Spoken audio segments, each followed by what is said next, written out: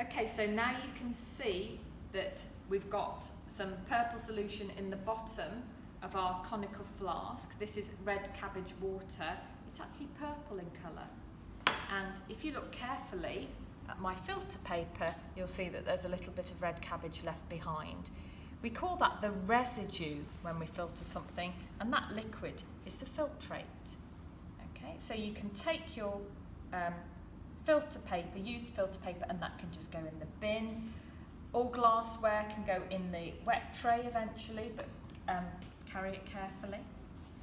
Okay, I'm now going to decant or pour my red cabbage indicator into a small beaker.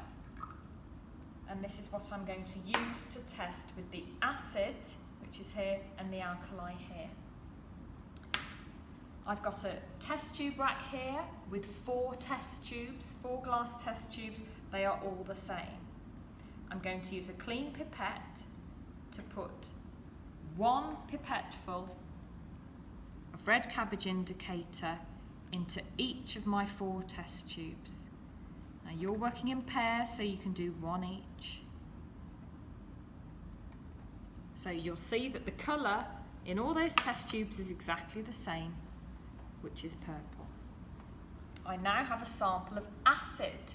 Your acid might be labelled 0.1 mHCl. That just means it's weak hydrochloric acid.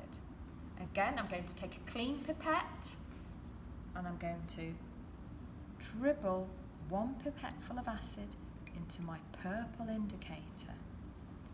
And I hope you can see that that acid turns bright pink.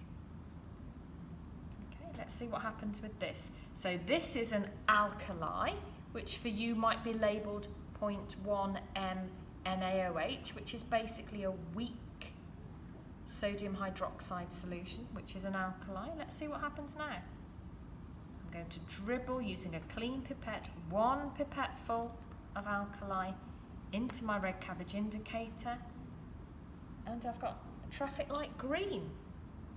Okay, now it's your job to do exactly the same thing with your last 2 test tubes. So you want to see what A is and what B is. So you're going to take a pipetful of each, you're going to add A to 1 test tube and B to another test tube of red cabbage indicator. Now it's your turn.